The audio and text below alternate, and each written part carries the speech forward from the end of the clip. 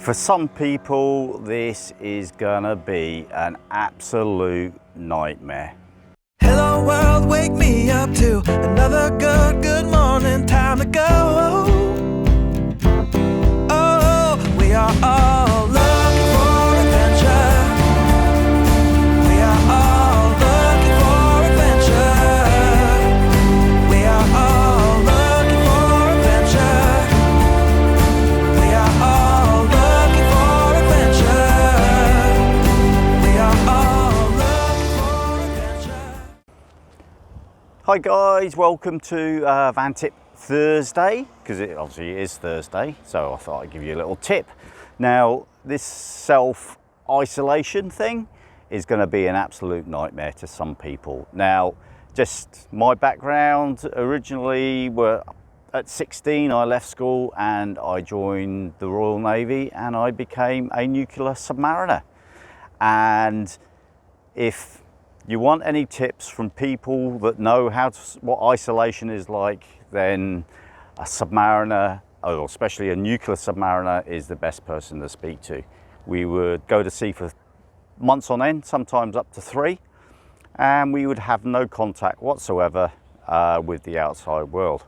Now, you may say, well, you're at sea with 140 other people, and that's not really isolated. Well, we could go to sea and you might not see someone for a few days, and basically the only people you'd have contact with are the people that were in your watch, which was generally about 5 or 6 people.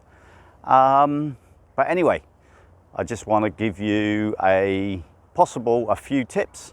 This is not just for van life, but this is for the self-isolation in general. But because I'm living in my van, it's particularly for people living in their van. Now, one of the most important things that you need to do is get a routine. Now, basically, what that means is we would go to sea. Once we got to sea, after a few days, you didn't necessarily know what day it was and whether it was day or night. And there was a routine of food. And basically, each day, each evening for dinner, there was a different meal. So for instance, Friday was fish, Saturday was steak, Sundays was roast. And that would happen the same day every week. So that we knew what day it was from the meals. Now, with regards to self-isolation, get into a routine. So basically, get up as you normally would as if you were going to work. Get dressed, have a shower at the same time, and basically get into that routine. And with regards to cooking, even here in the van, I batch cook, and I basically freeze meals so that when it comes to the evening, I don't need to think about what meals I'm necessarily going to have or going to cook. Now, that may sound boring to some people. However, it's not boring to the person that has to cook and think about what meals to cook. So it's ideal if you've already got those meals prepared, they're just in the freezer, you decided however long before what you're going to have for dinner that night, and you just take it out and just get in the routine of doing it. It just makes life a whole lot easier. So, number 1, routine. Number two, keep busy. Now this goes with routine. Now you need to keep busy. So you get into your routine, you get up at the same time each day, and then you go and do whatever you need to do. And if that has to be the same thing each day, whether it's check the news, read the paper,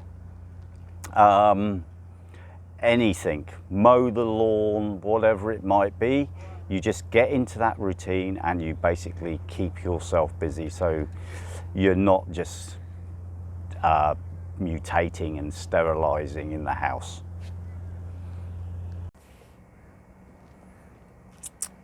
Number 3 on our list, education and self-improvement.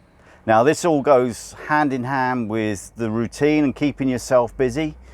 You've got all this time on your hands, why not use it to self-improve yourself and learn something new that's going to help, well, possibly help you if you want to learn about e-commerce, if you want to learn about web design, IT support, or even if you just want to learn about knitting or weaving or painting.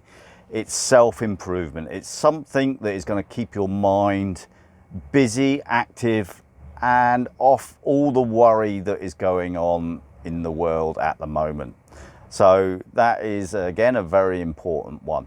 So number 3, self-improvement and education. Number 4, relaxation. Now we're stuck in.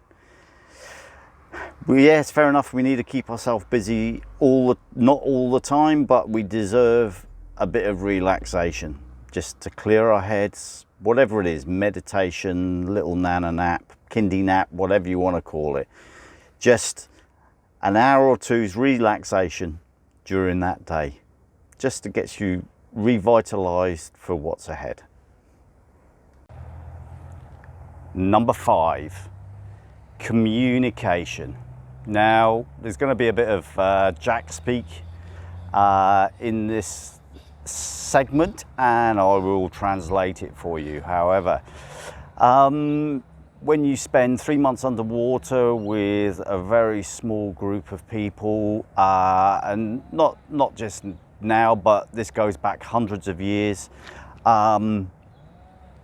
what we used to do is we used to spin dits to each other, and basically we would tell stories, and it would be not necessarily, it could be about anything. It could be about nights out we'd had, ports we'd visited, or experiences that had happened to us, contacts that we'd had, although I can't really talk about things like that, but just in general, just general small chit chat between a small group of people. Now we're going to be stuck in a house or in a van. In this case, we're going to be stuck in a van, and so it's always best to communicate with someone. So I'm in this van on my own. I've got friends that are 50 meters, 100 meters up the road, Mark and Alison. Yeah, we chat each morning, and I've got friends that I call and I speak to each day on the phone. So communication is very important. It doesn't have to be deep and meaningful. It can be anything, about a holiday, about a place you visited. It can be anything whatsoever, but it is a very important part of being isolated.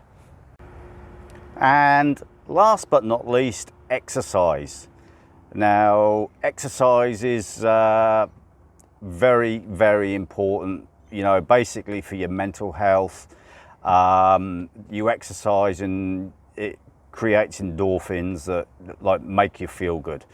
I walk twice a day, and basically I use that as my exercise. My bike is underneath at the back, although it's a bit hard to get out, but it's very important to exercise.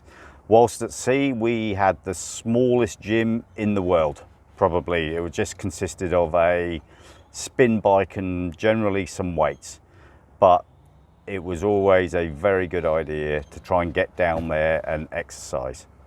Keeps the stress down, keeps the endorphins moving, keeps your heart pumping, and makes you feel a hell of a lot better.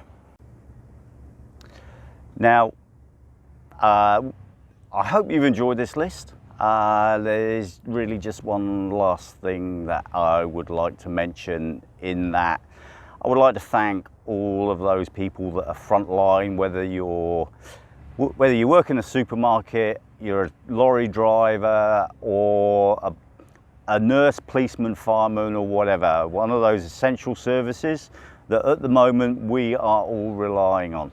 And I just want to thank you guys, doing a great job.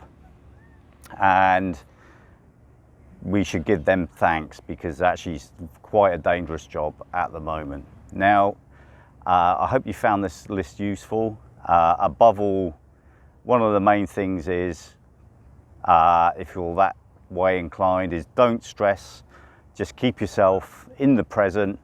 You can't change the past, and we don't know what the future holds, but the thing is, we're in the present, and that's all we need to worry about. So don't stress about things we can't change. We're all in this together, and we just have to get on with it. So anyway, I hope you found this useful, and I will speak to you later in the next video. I've got some video editing videos scheduled to go live over the next couple of days, so please check those out.